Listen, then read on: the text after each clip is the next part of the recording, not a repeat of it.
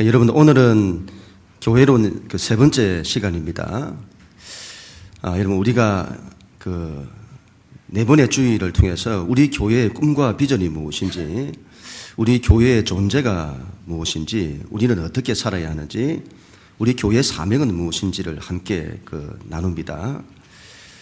이런 회사도 되는 대로 경영하지 않습니다. 그림을 가지고 하죠. 교회도 마찬가지입니다. 그림이 있어야 합니다. 앞으로 우리 교회가 되어야 할 그림, 그걸 나누는 겁니다. 여러분, 다소 딱딱하고 어려운 부분이 있다고 할지라도 잘 이해를 했으면 합니다. 여러분, 이게 그냥 나오는 게 아닙니다. 제가 얼마나 많이 공부하는지 모릅니다. 목숨 걸고 말씀을 준비합니다. 일주일 내내 연구하고 고민하고 정리해서는 나누는 겁니다.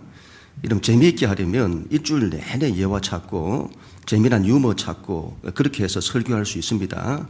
그러나 어떻게 해서라도 하나님의 말씀을 더 많이 연구해서 가장 좋은 걸로 여러분에게 전하고 싶은 그 마음입니다. 하나님의 말씀이 힘이고 능력이라는 것을 보이고 싶은 겁니다. 여러분, 마음을 열고 귀를 열고 잘 들었으면 합니다. 여러분, 역사에는 하나님의 뜻이 있습니다. 우리는 그것을 하나님의 작정이다, 하나님의 계획이다, 목적이다, 하나님의 예정이라 그렇게 말합니다. 그걸 한마디로 하나님의 꿈과 비전이라고 부르고 싶습니다.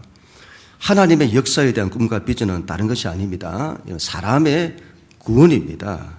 에베소서 1장 4절 5절 우리 하나님 말씀 같이 읽습니다. 시작.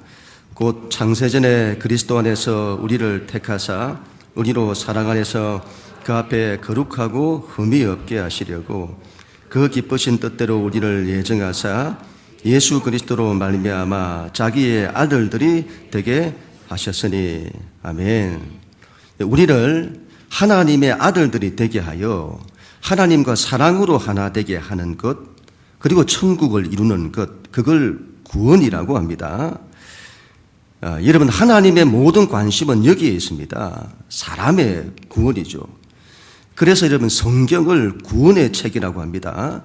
창세기 처음부터 요한계시록 마지막까지 이 하나님의 뜻을 담고 있습니다.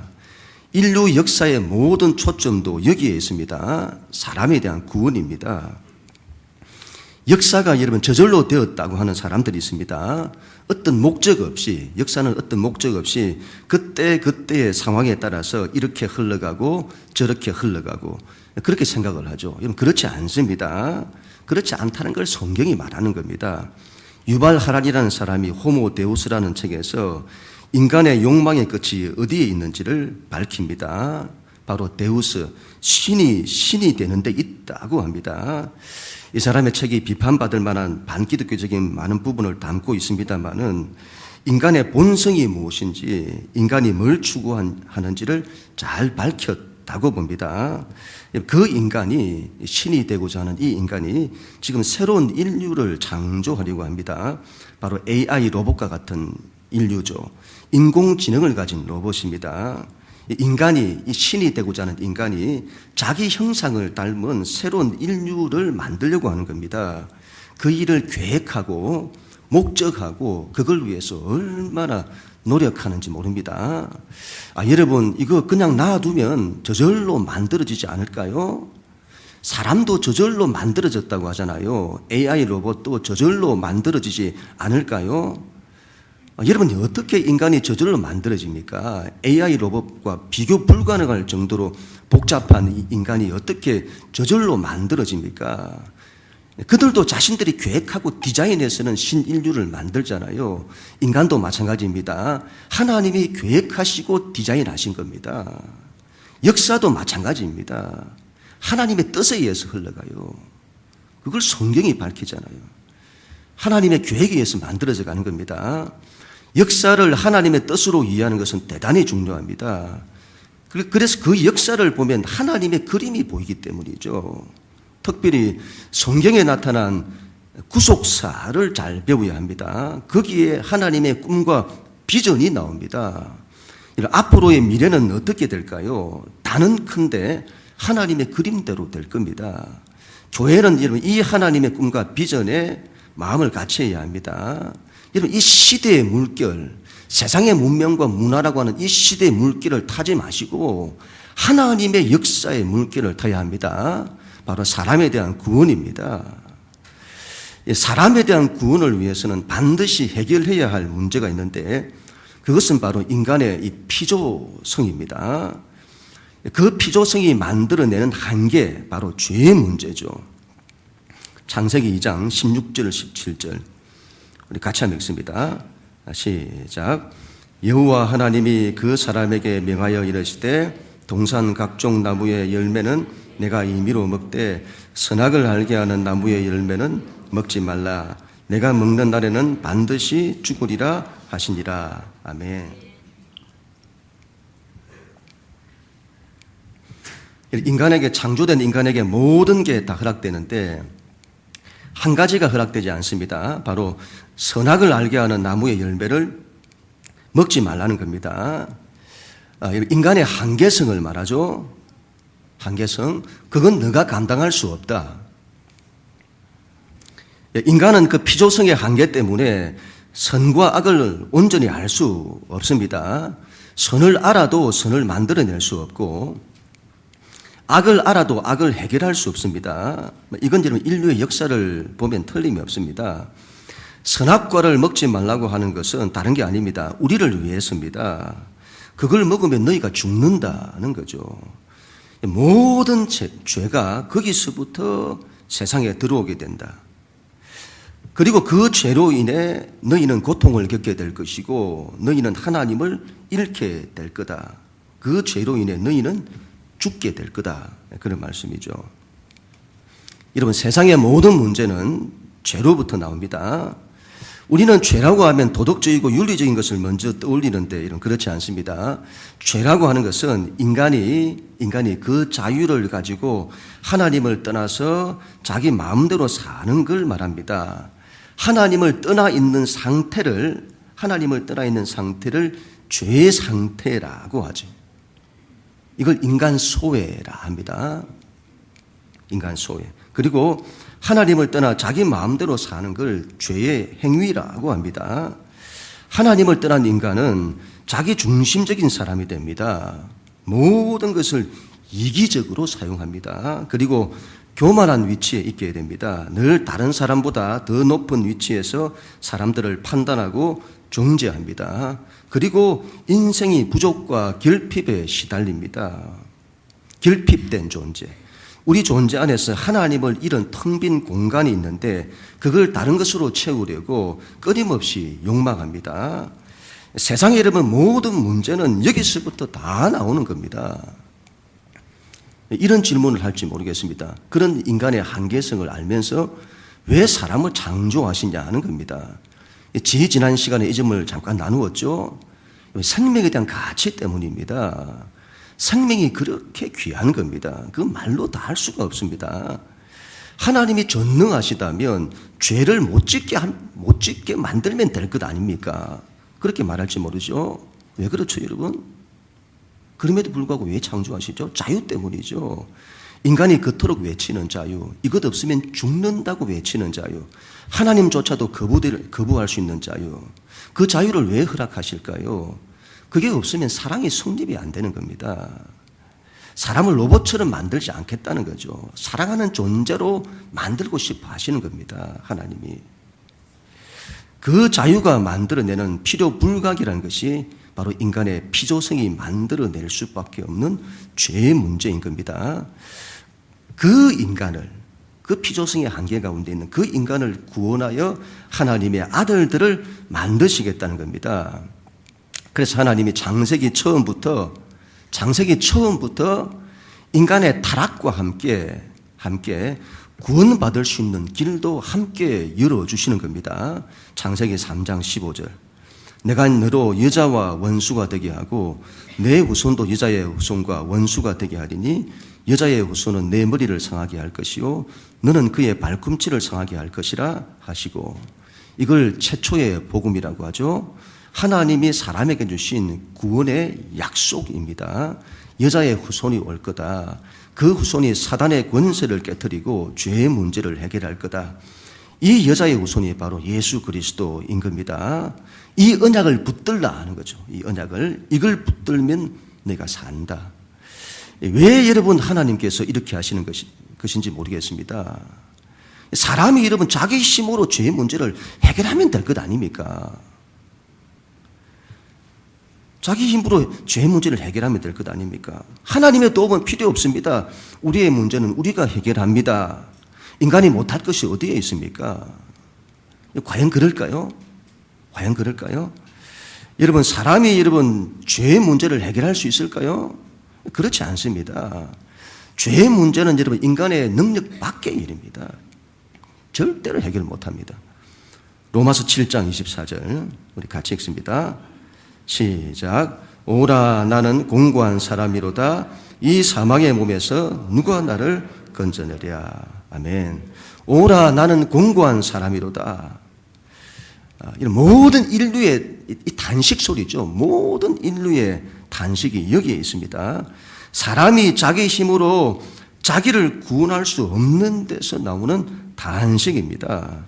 인간이 가진 여러분 그 어떤 힘으로도, 그 어떤 능력으로도, 그 어떤 종교, 그 어떤 학문, 그 어떤 철학, 그 어떤 돌을 닦아도, 그 어떤 선을 행해도 자기를 구원할 수 없습니다. 여러분, 다윗이라는 사람이 하나님을 그렇게 잘 믿었습니다. 이만한 사람이 없어요. 그런데 죄를 지었습니다. 간음죄와 살인죄를 지은 겁니다. 그 문제로 다윗은 인생의 깊은 웅덩이와 수렁에 빠지게 되어집니다. 자기가 죄인인 겁니다. 자기가. 이전에는 그걸 깊이 깨닫지 못했는데 그걸 깨닫게 된 거죠.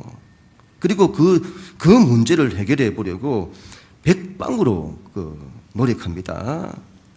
죄의 문제를 해결하려고. 어떻게 하면 될까요? 어떻게 하면 될까요? 어떻게 하면 죄의 문제가 해결될까요?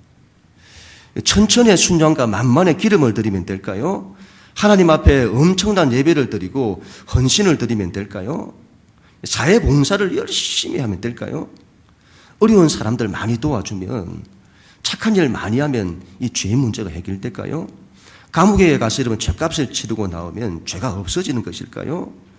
열심히 종교생활을 하면 여러분 없어질까요? 어떤 철학과 사상, 이데올로기에 심취하면 해결될까요? 깊은 돌을 닦으면 해결되는 것일까요? 현대의 과학과 기술 문명이 그 문제를 해결해 줄까요? 그 어디에도 길이 없는 겁니다. 이 세상 어디에도 어떤 방법으로도 죄의 문제를 해결할 길은 없습니다.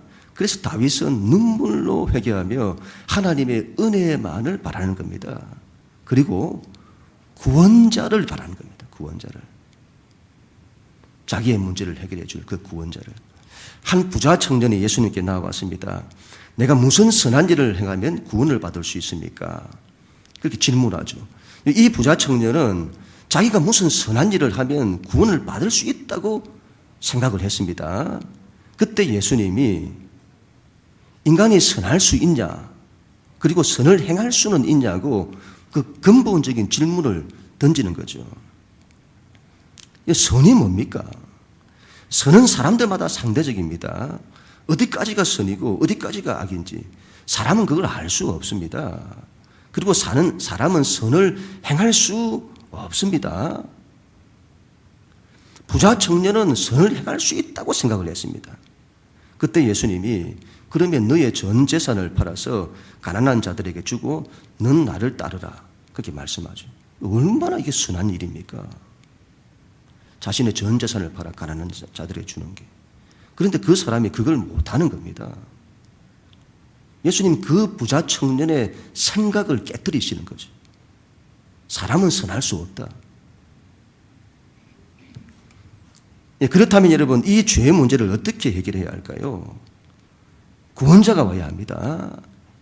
사람에게 그 방법이 없기에 하나님이 오셔야만 합니다. 그게 바로 예수 그리스도인 겁니다. 그러면 하나님께서 최초의 인류가 범죄했을 때 왜 바로 구원자를 보내시지 않았을까요? 그건 다른 게 아니죠. 사람이 자기가 죄인이라는 것을 인정하지 않는 겁니다. 그리고 자기 힘과 자기 능력으로 죄의 문제를 해결할 수 없다는 것을 알지 못하는 겁니다.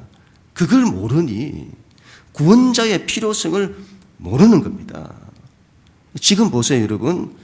우리가 신앙생활을 하는데 예수님이 왜 필요한지를 모릅니다. 그런 분들 굉장히 많습니다. 그래서 하나님께서 그 오랜 역사를 통해서 그걸 밝히시는 겁니다. 제발 너희가 죄인이라는 것을 좀 알아라. 그리고 제발 너희 힘으로는 방법이 없다는 것을 좀 알아라. 너희가 날씨는 분별하면서 어찌 시대의 표적은 분별하지 못하느냐. 너희가 세상의 이치를 다 안다. 너희가 세상의 이치를 다 안다. 정치, 경제, 사회, 문화 모르는 게 없다. 사회 현상, 성공 철학, 미래학, 처세술, 자녀 교육까지, 부동산 모르는 게 없죠. 다 알아요. 모르는 게 있으면 어디다 물어보면 되죠? 네이버에 물어보면 다 압니다. 다 나와요.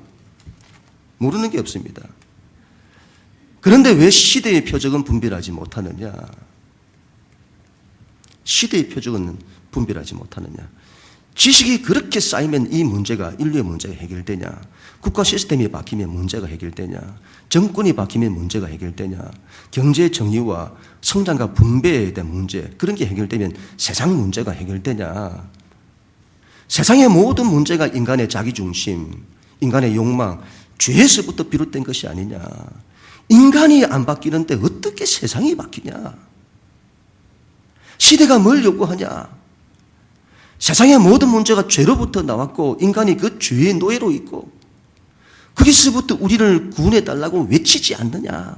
왜 그걸 너희는 분별하지 못하느냐? 예수님이 여러분 바로 그 문제를 해결하시는 겁니다. 그 문제를. 한 번은 예수님이 제자들에게 이런 질문을 던지십니다. 너희는 나를 누구로 하느냐? 그때 베드로가 대단히 중요한 대답을 했죠. 마태복음 16장 16절 17절 우리 하나님 말씀 같이 읽습니다. 시작. 시몬 베드로가 대답하여 이르되 주는 그리스도시요 살아계신 하나님의 아들이시니이다. 예수께서 대답하여 이르시되 바요나 시몬아 내가 복이 있도다. 이를 내게 알게 하니는 혈육이 아니요 하늘에 계신 내 아버지시니라. 아멘. 베드로가 예수님을 주는 그리스도시라 하나님의 아들이시라 그렇게 고백을 한 겁니다. 구약에서 여러분 구원자가 올 것이라고 예언되었는데 그분이 바로 예수님이라는 거죠. 이건 여러분 베드로의 입에서 나올 수 있는 말이 아닌데 그걸 어떻게 알았을까요? 예수님이 이렇게 말씀하시죠. 이를 알게 하신 이는 하늘에 계신 내 아버지시구나.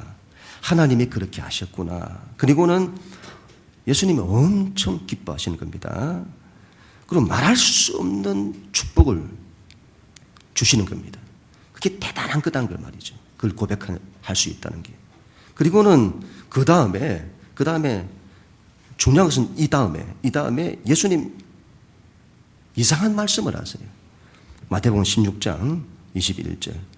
이때로부터 예수 그리스도께서 자기가 예루살렘에 올라가 장로들과 대제사장들과 서기관들에게 많은 고난을 받고 죽임을 당하고 제3일에 살아나야 할 것을 제자들에게 비로소 나타내시니. 무슨 말씀입니까? 예수님이 죽으시고 제3일에 살아나신다는 겁니다. 왜 여러분 갑자기 예수님 이런 말씀을 하실까요? 왜 갑자기 죽고 사는 걸, 당신이 죽고 산다는 그런 걸 말씀하실까요? 굉장히 이상한 거죠. 예수님이 지금 엄청난 비밀을 말씀하신 겁니다. 바로 사람에 대한 구원의 방법입니다. 구원의 방법. 사람을 어떻게 구원할 수 있는지 그 방법을 말씀하신 거예요. 바로 십자가와 부활이라는 거죠. 이건 아버지와 아들과 성령만이 아시는 비밀인데 장세전에 하나님이 이걸 계획하셨다고 하시잖아요. 예수님이 그걸 말씀하신 겁니다. 그래서 에베소서 1장 7절 9절 말씀에 우리는 그리스도 안에서 그의 은혜의 풍성함을 따라 뭐라고요? 그의 피로 말미암아 속량 곧 죄의 사함을 받았느니라. 그 뜻의 비밀을 우리에게 알리신 것이요 그의 기뻐하심을 따라 그리스도 안에서 때가 찬 경륜을 위하여 예정하신 것이라. 예수의 피로 우리가 구원받는 것은 이것은 하나님이 장세전에 정하신 거다. 이걸 말씀하시는 거죠. 이건 하나님이 장세전에 계획하신 것인데 사람의 구원이 그리스도의 피, 그분의 희생을 통해서 이루어진다는 겁니다. 그 희생이 어떻게 일어나냐? 그 희생, 어떤 희생을 말하냐? 그게 역사 속에서 하나님이 육신을 입고 이 땅에 구원자로 와서 그 피로 그의 십자가 죽음과 부활을 통해 구속, 다시 말하면 죄의 문제를 해결하신다는 겁니다. 사람을 구원하는 일에 하나님의 얼마나 큰 고통이 따르는지를 말씀하는 겁니다. 이걸 하나님의 고난이라고 합니다. 하나님의 엄청난 희생이 따른다는 겁니다.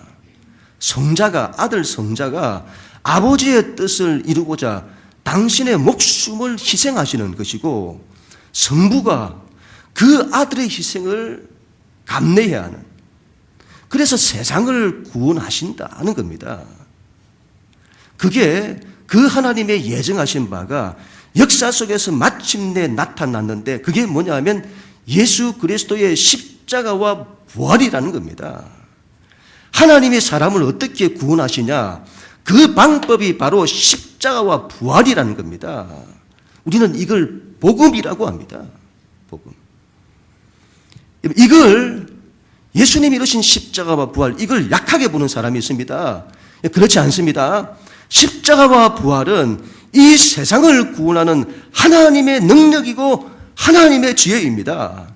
십자가는 하나님과 우리 사이를 화해케 하는 인류 역사에서 유일한 사건입니다. 이 세상에서 하나님과 우리 사이를 화해케 할 수 있는 것이 무엇이 있습니까? 무엇이 있습니까? 인간의 지식입니까? 학문입니까?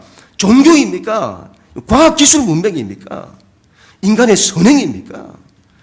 이 세상 어떤 것도 우리에게 하나님을 줄 수는 없습니다. 오직 예수 그리스도의 십자가뿐입니다.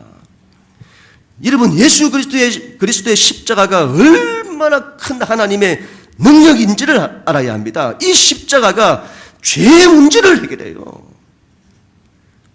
인류가 그 오랜 역사를 통해서 해결하지 못하는 그 죄의 문제를 해결한다니까요. 그리고 이랬던 하나님을 우리에게 주시는 겁니다. 하나님을 주신다니까요. 이 십자가가. 이 십자가가 얼마나 큰 능력인지를 부활을 통해서 확증하시는 거죠. 죽음의 권세를 깨뜨리시잖아요. 우리를 살리신다 이 말입니다. 이 십자가와 부활이.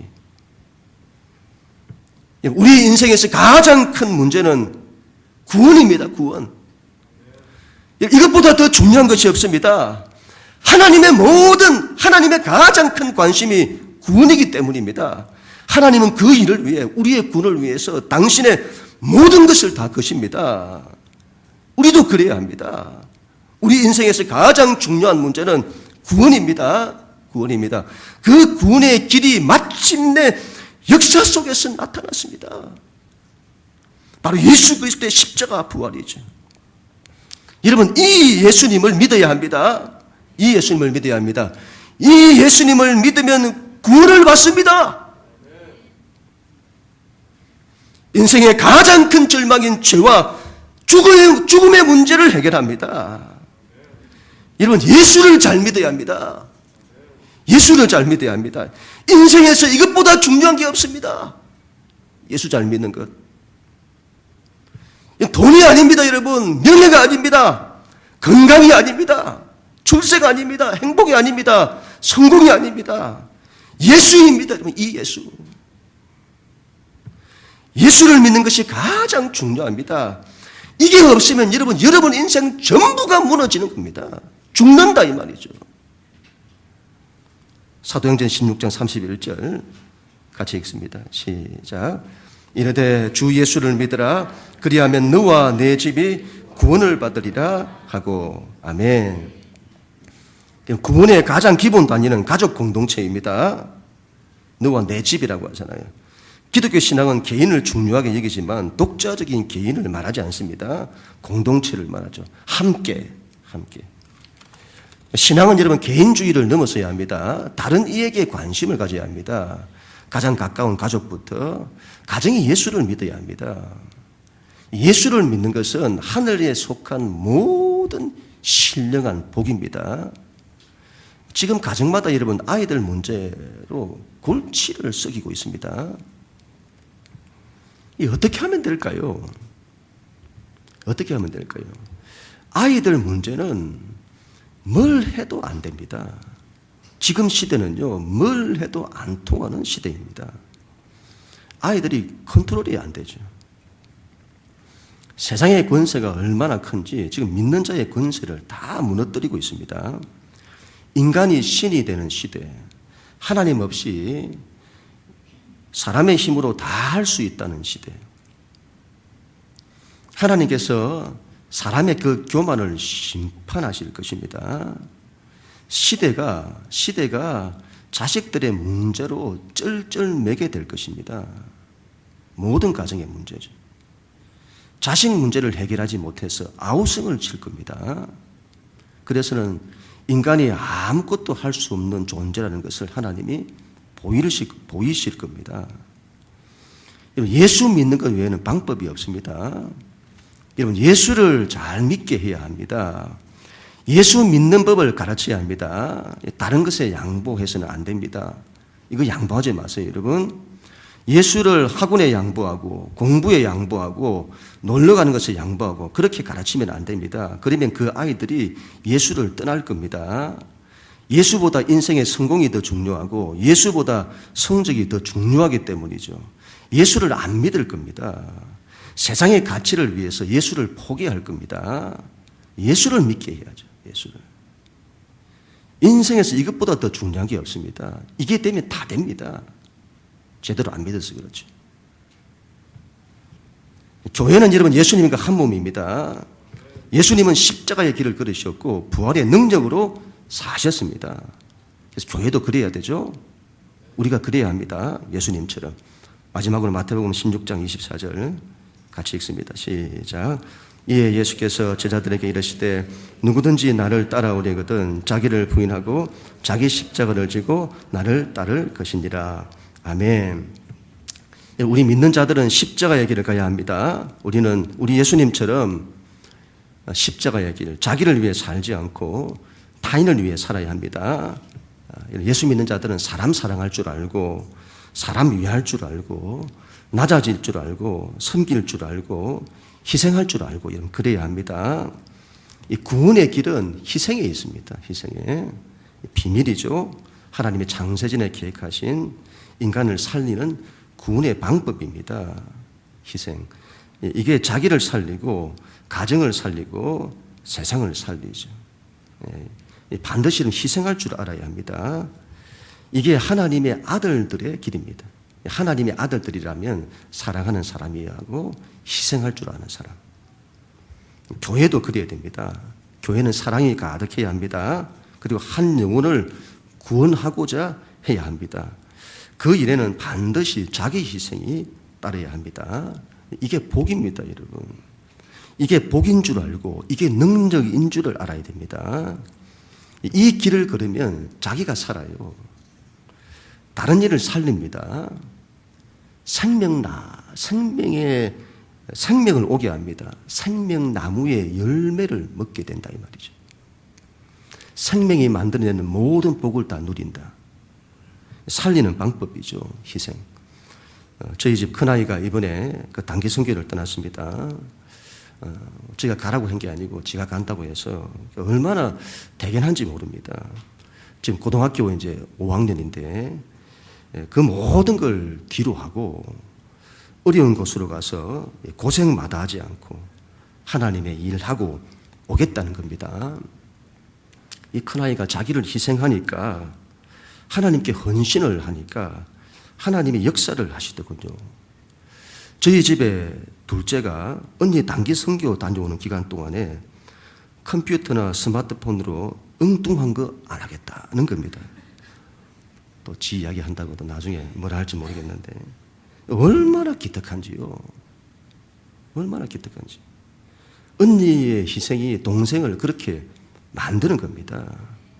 큰아이를 태워다 주는데 이렇게 말을 하는 겁니다. 아빠, 난 복 받은 것 같아. 이런 말을 해요. 왜? 아빠 딸이었어. 아빠 딸로 안 태어났으면 내가 어디에서 이런 걸 알겠어? 그리고는 아빠보다 더 많이 공부해서는 하나님의 큰 일을 하겠다는 겁니다. 아, 여러분, 이런 말을 들으니까 얼마나 기쁜지요. 이런 제가 여한이 없습니다. 여한이 없어요. 한 사람의 희생이 다른 일을 살리는 겁니다. 가정을 살려요. 십자가의 능력이죠. 또한 우리는 부활의 능력으로 살아야겠습니다. 부활의 능력. 이 세상에는 우리를 넘어뜨리는 대적들이 얼마나 많은지 모릅니다. 우리로 하여금 믿음으로 일어서지 못하게 하는 얼마나 많은 사단의 권세들이 있는지 모릅니다.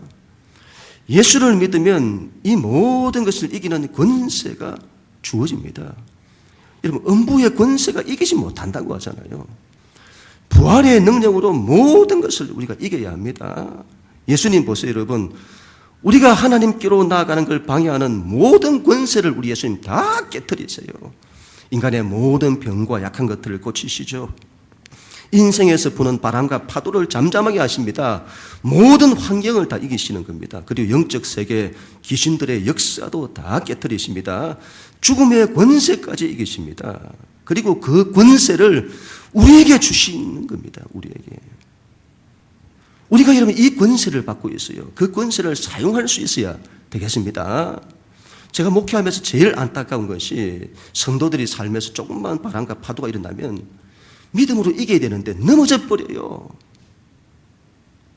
넘어져 버린다니까요. 아니, 예수 믿는 권세가 이렇게 큰데 어떻게 이렇게 힘을 못 씁니까? 넘어져 버려요. 신앙이 이기지를 못하는 겁니다. 이기지를. 신앙이란 한결같은 마음으로 바람이 부나 파도가 치나 추우나 더우나 한결같은, 신앙은 하나님 말씀 붙들고 믿음으로 일어서서 부활의 능력으로 모든 것을 다 이기는 거죠. 십자가의 능력과 부활의 능력. 예수님이 이 세상을 구원하시는 이 두 가지, 십자가와 부활, 이걸로 모든 것을 다 살리신다는 겁니다. 이 두 가지가 우리 교회의 삶이 되어야 할 것입니다. 그리고 모든 것을 다 살리는 이 일에 믿음으로 다 일어서는 우리 모두가 될 수 있기를 주님의 이름으로 간절히 축원합니다.